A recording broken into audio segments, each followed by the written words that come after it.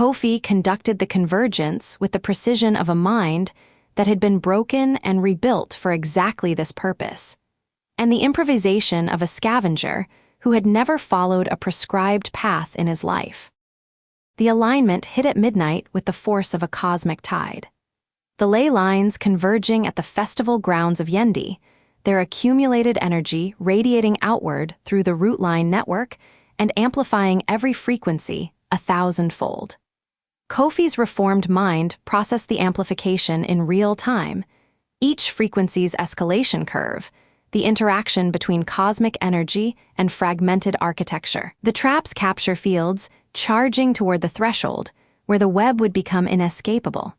The air in the chamber tasted of hot stone and copper, the specific taste of the alignment's energy being conducted through ancient masonry, a taste Kofi had first encountered in the protocol's dome and had hoped never to encounter again.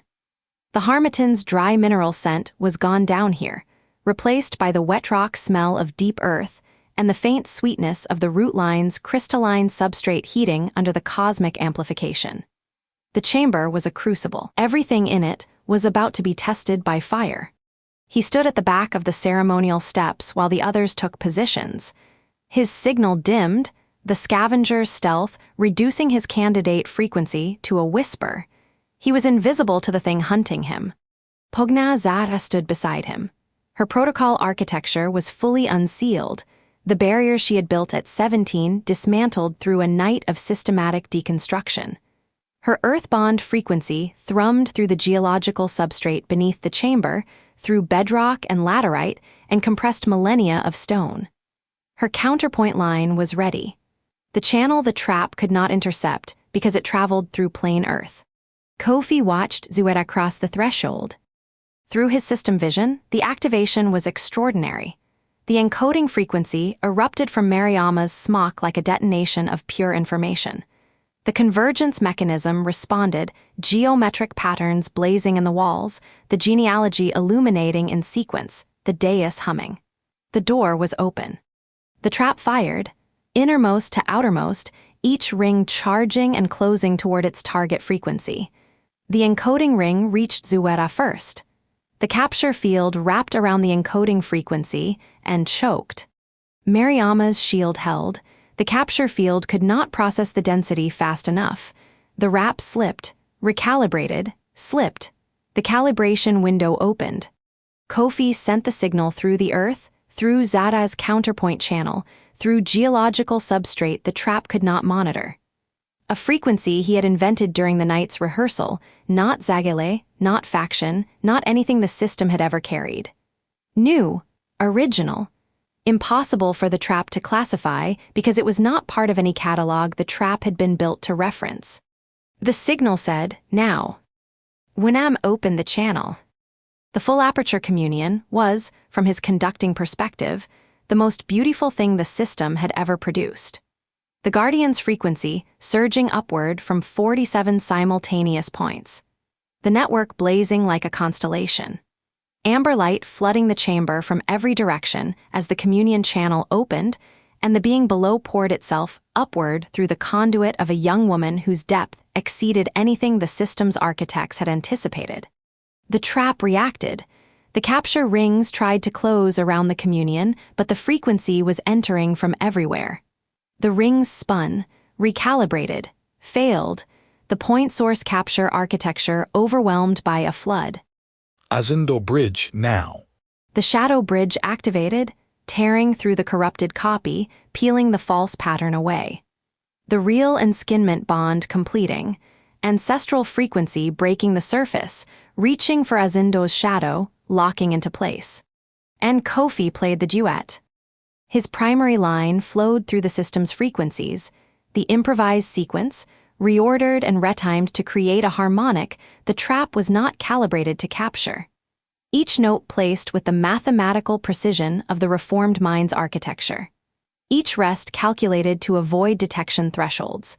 Zada's counterpoint flowed through the earth, through stone and soil and bedrock, arriving through a channel Tohage had never imagined because he had studied the system's architecture without studying the ground it stood on. The duet filled the chamber with the frequency of cooperation, two lines interweaving, each complete in itself, combining to create a pattern more complex than either alone. The sound of a system remembering what wholeness felt like and choosing it. Then Kofi's primary line faltered. The trap had adapted. Tohage's web, built by a man who had spent 20 years studying the system with the obsessive precision of a brilliant, damaged mind, was learning from the duet in real time. The capture field shifted, not to the old frequencies, but to the new ones. The improvised sequence was being decoded. The trap was closing on his conducting line with the mechanical precision of a predator that had found the pattern in its prey's evasion. For 3 terrible seconds, the capture field wrapped around Kofi's primary line and began to squeeze. The conducting frequency compressed, distorted. The reformed mind's architecture, the beautiful, clean structure the protocol had built from the ruins of his broken consciousness, bent under the trap's pressure. It was like trying to think through a vise. Each note fought for existence. The duet's harmonic collapsed into a solo, Zara's counterpoint continuing alone, steady and deep, but alone it was a river without a channel, an earth frequency without its system frequency counterpart. Kofi's knee buckled, not from the mental pressure, from the physical toll.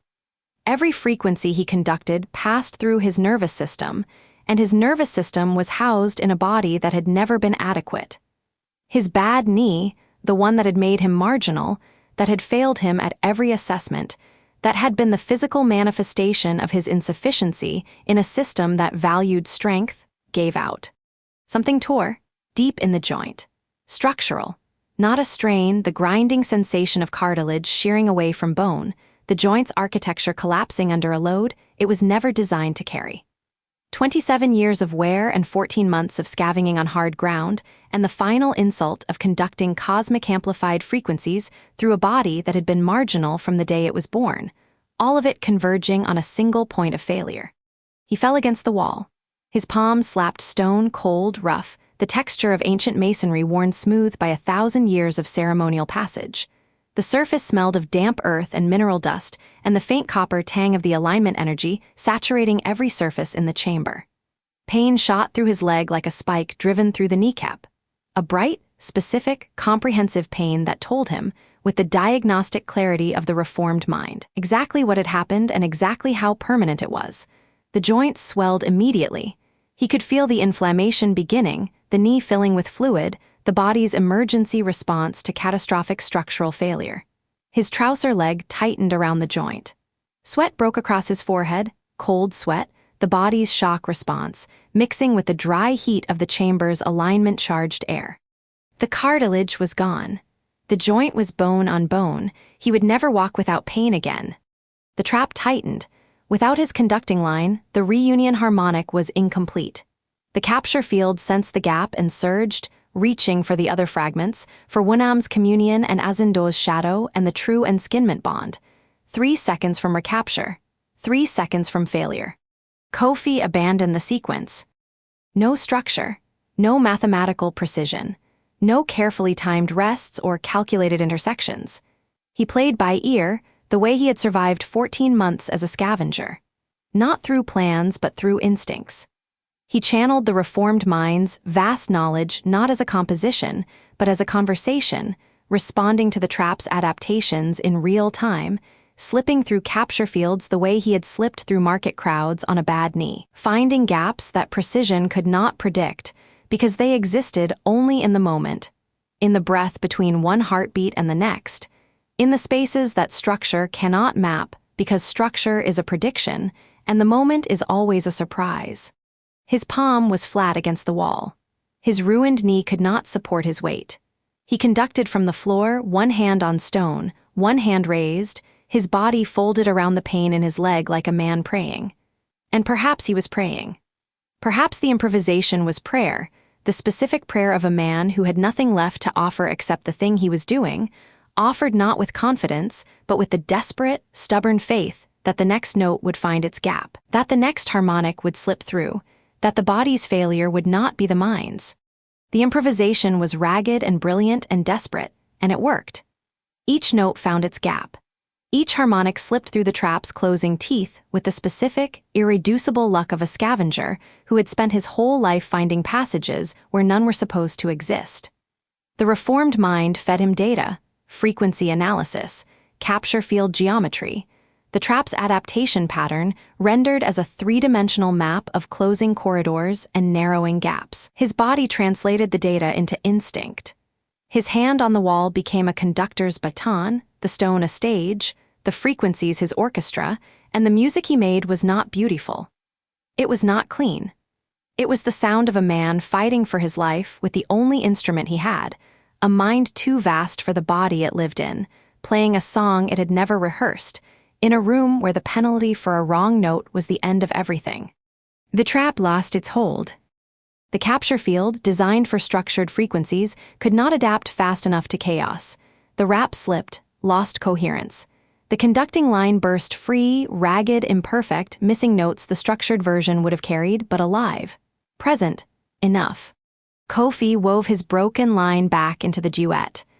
Zara's counterpoint caught it, her earth-bond frequency shifting to accommodate the new rhythm, 43 years of experience absorbing the improvisation the way a river absorbs a tributary.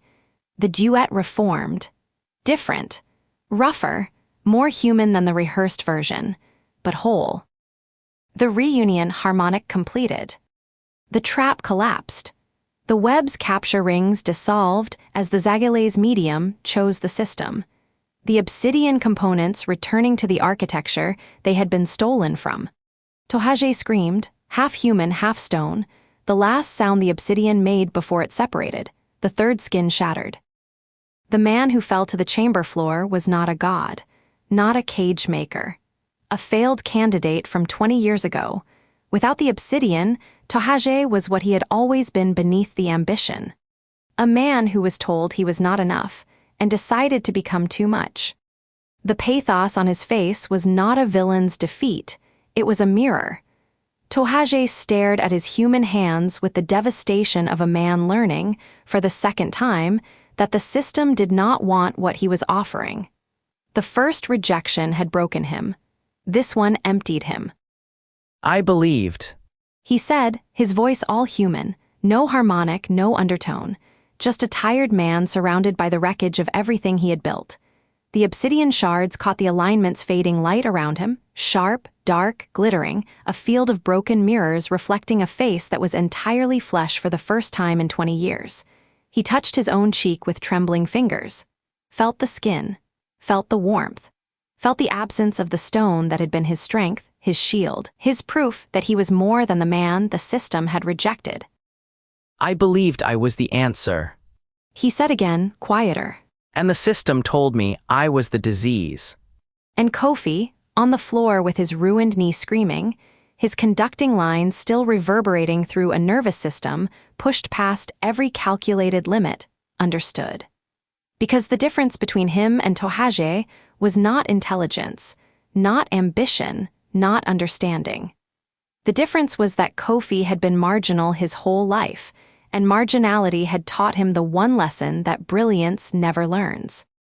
You do not have to be enough, you just have to be faithful. The reunification reached its crescendo. The four fragments interlocked. The chord resonated through the chamber and outward, through every root line and shadow binding in the territories. The chord was what the world's magic was supposed to feel like, the most beautiful thing Kofi had ever perceived. The alignment's peak passed, the amplification faded, the chamber settled, the root lines hummed clean. Kofi sat on the floor, his knee was ruined. The cartilage was gone, bone on bone when he shifted. He would need a cane, eventually a brace. The protocol had rebuilt his mind and left his body as it was, marginal, imperfect human, the conductor's price. Pogna Zara sat beside him, her face wet with tears she did not hide. The protocol told me the previous candidate sealed the chamber because she judged the cost of reunification too high. Kofi said, I deferred the decision. And now? Now I understand. The cost is this. He touched his knee, gestured at Azindo's white hair, at WuDon pressing her hands against her ears, at Tibajia's hidden arms. Not destruction, just the honest price of conducting power through bodies that were not built for it. The world survives. The factions survive. What dies is the fiction that power is free. He paused. You could have told the truth at 17. I know, the 43 years between then and now are the cost of my fear. Is there forgiveness for that? The system does not do forgiveness. It does repair. Kofi smiled, small, tired, honest. But I do. I forgive you, for whatever that is worth, coming from a scavenger who tripped in the dark and got lucky. Zara laughed, wet, broken, alive. The protocol's final lesson, delivered not by the dome, but by the experience of conducting on a ruined knee. The system was never meant for the powerful. It was meant for the faithful. Kofi closed his eyes. The fragments were connected. The cage was broken. He opened his eyes. Help me up, He said. We have work to do. Zara helped him. He stood on one leg, leaning on the old woman who had been afraid for 43 years and was not afraid anymore. His knee screamed, the grinding of bone on bone, the swollen joint protesting every degree of flexion, the bright specific pain that would be his companion for the rest of his life. He breathed through it. The air tasted of stone dust and the fading sweetness of the alignment's residual energy, and the salt of Zara's tears on the shoulder where his face had pressed against her smock. The chamber was settling, the frequencies normalizing.